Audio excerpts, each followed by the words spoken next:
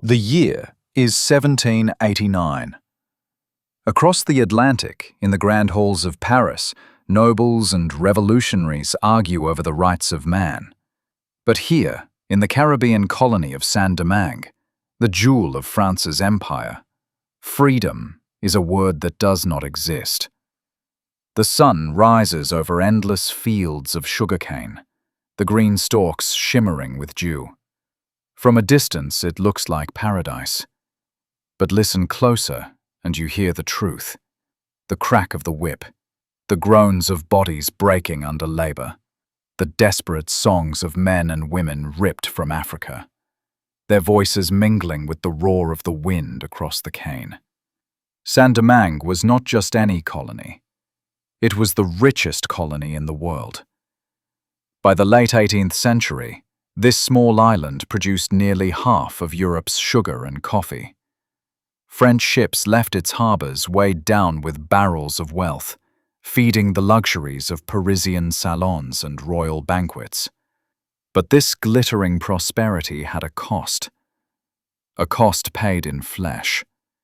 Nearly 500,000 enslaved Africans lived here, forced into brutal labor under the gaze of just 30,000 white colonists and 25,000 free people of color. The imbalance was staggering and dangerous. Every cane stalk cut, every barrel of sugar boiled, was built upon suffering. Mortality rates were so high that planters imported tens of thousands of Africans every year, knowing many would not live more than a decade. Imagine the fields at midday, the relentless sun overhead, the air thick with the sickly sweet stench of boiling sugar. Men swing machetes until their arms ache. Women bend under heavy bundles, sweat stinging their eyes. Children, barely old enough to walk, carry water to the exhausted. And above them, overseers watch with muskets, whips coiled at their sides, ready to strike at the faintest pause. Disease was a constant shadow. Yellow fever and malaria swept through the fields, claiming lives faster than the lash. Hunger gnawed at stomachs. Sleep was a luxury few knew. And yet, despite all this, there was something the enslavers could never fully break. The spirit of the people. Songs in African tongues still rose in the night. Stories of ancestors were whispered by firelight. Drums carried secret rhythms that told of resistance. But resistance came at a price. An attempted escape could mean mutilation or death. Punishments were designed not just to inflict pain, but to terrorize everyone who watched. A single act of rebellion could bring a dozen executions. Still, whispers spread from plantation to plantation. Whispers of freedom, of vengeance, of a world where the chains might one day shatter. The free people of color lived in a precarious world of their own. Many were wealthy, some even owning land and enslaved laborers. They dressed like Europeans, spoke French, and demanded the same rights as whites. But the laws reminded them constantly of their place. They could never sit as equals. They were too free to be slaves, but never free enough to be citizens. And then came 1789. The French Revolution erupted in Paris, and words like liberty, equality, fraternity echoed across the ocean. In Saint-Domingue, those words landed like sparks in dry cane. Whites demanded freedom from French taxes. Free people of color demanded equality with whites. And the enslaved, listening, watching, waiting, began to imagine that freedom might not be a dream, but a possibility. In the mountains, Maroons, escaped enslaved people, had long hidden, striking plantations in guerrilla raids before vanishing into the forests. They carried news, rumors, and hope. And among the enslaved masses, one truth became undeniable. The masters were outnumbered, hundreds of thousands to a few tens of thousands. If they rose together, the balance of power could shift. At night, in secret gatherings, drums beat a steady rhythm. Voodoo ceremonies bound men and women together in a shared oath. To fight, to resist, to claim freedom no matter the cost. And so, in 1791, Saint-Domingue is a colony on edge. The sugar flows, the wealth piles up in France. But beneath it all, the ground trembles with unrest. In the fields, the enslaved whisper of freedom. In the towns, free people of color demand equality. And across the Atlantic, the French Revolution rages, its cries of liberty, equality, fraternity, echoing in every corner of the empire. But liberty in Paris was not liberty in Saint-Domingue. For the enslaved, the reality was unchanged. Dawn to dusk labor, overseers' whips, and a life expectancy shorter than the cane knives they wielded. Yet now, something was different. Hope was alive, fragile but growing. The spark came in August, in the dark forests near Bois Caïman. There, far from the gaze of the masters, hundreds of enslaved men and women gathered under cover of night. Rain poured from the sky, thunder shook the trees, and lightning split the heavens as if nature itself bore witness. At the heart of the gathering was a voodoo priest, Dutty Boukman. His voice rose above the storm, calling upon the spirits, invoking the ancestors. He spoke of vengeance, of unity, of a freedom worth dying for. According to legend, a sacrifice was made, an oath sworn. They would rise as one, burn the plantations, and break their chains. The ceremony at Bois Caïman was more than a meeting. It was the heartbeat of rebellion. Every drumbeat was a declaration of war. Every oath a bond stronger than iron shackles. The enslaved had lived too long under fear. That night, they embraced defiance. Within days, the fires began. In the northern plains, plantations erupted in flames. Cane fields crackled and burned, lighting up the night sky. The wealth of Saint-Domingue, the lifeblood of France's empire, went up in smoke.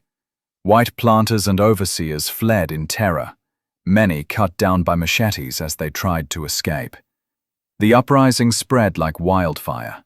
From one estate to another, enslaved men and women took up arms. Machetes, torches, farm tools, anything they could find.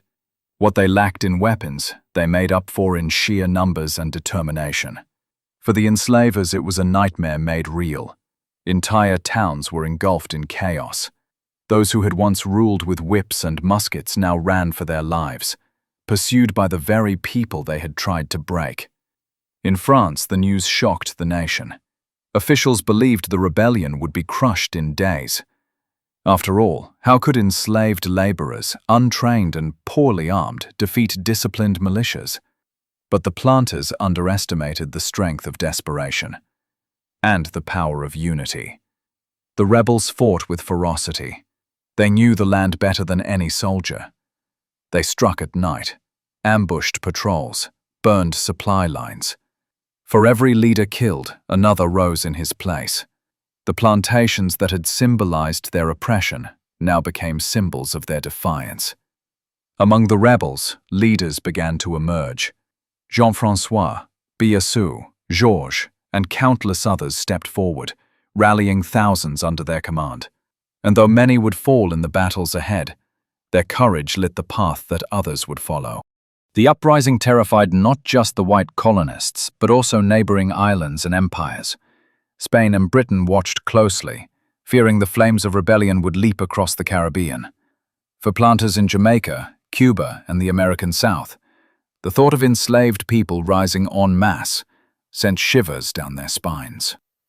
But for the enslaved of Saint-Domingue, there was no turning back. The fires had been lit, the oath at Bois Caïman sworn. Freedom was no longer a distant dream.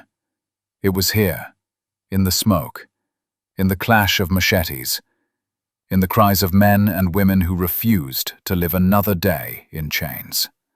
Yet the rebellion was only beginning. The French crown would not give up its richest colony so easily.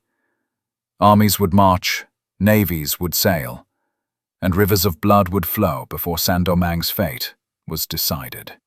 Amid the smoke and fire of rebellion, as plantations burned and armies clashed, a single figure began to rise above the chaos, a man whose name would echo not just in the Caribbean, but across the world.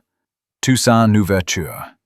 Born around 1743 on the Breda plantation near Cap Français, Toussaint was enslaved, but fortunate in ways many others were not. His godfather taught him to read and write, rare gifts among the enslaved. He absorbed not just the Bible, but also Enlightenment philosophy, strategy from Julius Caesar, and medical knowledge from treating both animals and people. He was small in stature, but strong in mind, quick-witted and endlessly curious. By the time the rebellion erupted in 1791, Toussaint was nearly 50 years old. He had been freed years earlier, working as a coachman and steward, respected for his intelligence and discipline. At first, he watched the uprising cautiously. The rebellion was fierce, but disorganized. Villages burned, but armies crumbled as quickly as they formed. Toussaint knew that for the enslaved to succeed, they needed more than rage. They needed strategy, and strategy was what he gave them. Toussaint joined the rebellion, bringing with him not only leadership but also knowledge of the land, medicine, and, crucially, European-style military tactics. He drilled his followers, organized supply lines, and instilled discipline. Under his guidance, ragged bands of rebels became a formidable fighting force. But Toussaint's genius was not just on the battlefield. He was a master of alliances. At first, he aligned with the Spanish, who controlled the eastern half of Hispaniola and sought to weaken France. Fighting under the Spanish flag, Toussaint and his troops struck devastating blows against the French planters. Then came 1794, and a turning point that reshaped the entire struggle. In Paris, the French Revolution radicalized, and the National Convention abolished slavery in all French territories. Suddenly, the very republic Toussaint had been fighting against became a potential ally. He switched sides, pledging loyalty to France in exchange for freedom for his people. It was a bold gamble, but it paid off. Toussaint brought thousands of fighters with him, tipping the balance of power. Under the tricolor banner of revolutionary France, he waged war not only against planters loyal to the old regime, but also against the mighty armies of Spain and Britain, both of whom sought to seize Saint-Domingue for themselves. His tactics were brilliant. Using scorched earth strategies, guerrilla ambushes, and knowledge of the terrain, he outmaneuvered better-equipped European forces again and again. Yellow fever devastated the invaders, but it was Toussaint's leadership that delivered the final blows. By 1798, both Spain and Britain had withdrawn in defeat. In the aftermath, Toussaint Louverture was no longer just a commander. He was the de facto ruler of Saint-Domingue. He rebuilt the economy, restored plantations under a system of paid labor, and reopened trade with Britain and the United States. His policies were strict, sometimes harsh, but he was determined to prove that black leadership could govern effectively, that liberty did not mean chaos. Toussaint also walked a delicate line between France and autonomy. He declared loyalty to the French Republic, but acted with increasing independence. He established his own constitution in 1801, abolishing slavery permanently and naming himself governor for life. For the first time in history, a black leader held power over a colony once considered the crown jewel of Europe. But Toussaint knew the fight was not over. But across the ocean, one man refused to accept this reality: Napoleon Bonaparte. Napoleon had risen from obscurity to become first consul of France, and soon, its emperor. To him, colonies like Saint-Domingue were not just territories. They were the lifeblood of empire. Sugar, coffee, indigo. These were the riches that financed armies and built empires. And if France lost Saint-Domingue, its most valuable colony, it would lose its dominance in the New World. Napoleon was determined to bring the island back under French control and to restore slavery. In 1802, he dispatched his brother-in-law, General Charles Leclerc, at the head of an enormous expeditionary force, nearly 40,000 soldiers and sailors, the largest overseas army France had ever assembled. They carried orders to re-establish slavery, remove Louverture, and reassert French rule. When the French fleet appeared on the horizon, its sails blotting out the sun, Saint-Domingue knew it was facing annihilation. Louverture, ever the strategist, prepared for the fight. He ordered scorched-earth tactics, fields burned, supplies destroyed, wells poisoned. If the French wanted Saint-Domingue, they would inherit nothing but ash. The battles were brutal. French troops stormed towns and fortresses, their cannons shaking the ground. The revolutionaries countered with ambushes in the mountains, attacks in the night, and relentless resistance. Whole cities, including Cap Français, went up in flames. But it wasn't only bullets and blades that decided the outcome. Nature itself joined the fight. The same diseases that had haunted the colony for centuries, yellow fever, malaria, tore through the French ranks.